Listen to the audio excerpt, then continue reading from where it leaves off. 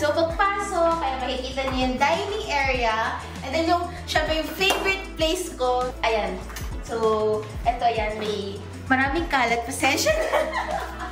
Kasi di ba pag mag-isa ka nang namumuhay, talagang maraming kalat yun sa bahay. Kasi walang magulang na sumasaway sa'yo. So, ayan. So, huwag niyo napansinin yan. Then, eto yung ref tour natin ba?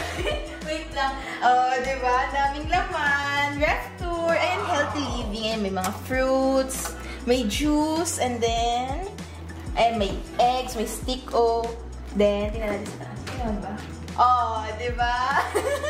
Pwede nang, ano ba yan, yung mga magbenta ng pang-karinderya. Pwede nang mag-delivery dito sa condo. Padala ng pamilya mo yan? Oo, si Nanay Elsa. Lagi siya nandito. Yan. Siya yung nag-aasikaso niyan. Meron pang mini ref dito. Then, eto na yung sala. Ayan. Maraming paintings, flowers. Parang ano, mga Gen Z vibe style. Dalawa kami dyan ni Kuya Mikoy, ni Kuya Roxy. Then, dito may view. Tara. Ayan, makikita niyo yung view. May view, may balcony. Di ko lang alam paano buksan. Pero, aalamin natin yung sa susunod. Then, ayan, may TV, and may flowers ulit. Madami lang talagang kalat. Then, ito naman yung room ko dito sa condo. Pasok kayo.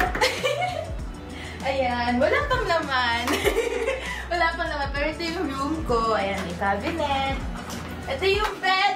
Napakalambot yung bed. Napakalambot na bed. Tapos may view yun din yan dito. Sana. Ay, oh, diba? Hi. Full window. Oh, kita ko yung EDSA. Ay, EDSA ba ito? Tapos, ito yung cabinet. Ayan. Wala pa din siyang laman. So, next yung CR.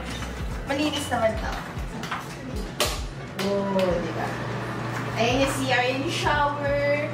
Ayan yung hugasan. Then may mirror din. Parang, yung parang sa hotel na mirror type. Then, may blow dryer din. Tapos, yun na. That's it for my condo tour. Actually, ako talaga, hindi ko pa na-try na mamuhay mag-isa. Kasi syempre, kasama ko si mama. Pero, gusto ko rin ma-try. Kasi parang, alam mo yun, mag-glow talaga ako as a person. Wow! Okay, mag-grow talaga ako as a person na, ano mo yung matututunan ko talaga siya. Kasi may mga bagay na matututunan mo pagka mag-isa ka lang instead na pag may alalay ka or may kasama ka na parents, gano'n. So, sana pag may chance in the future, malay mo.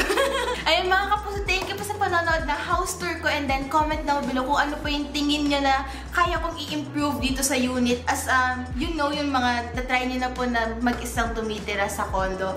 Thank you sa panonood po, and don't forget to watch Pipito Manaloto at yung mga clips sa Yulol YouTube channel. Bye-bye! Mahalagang paalala, ang Yulol ay hindi gamot pero nakakagamot sa anumang uri ng lungkot at pagod. One click lang, subscribe na!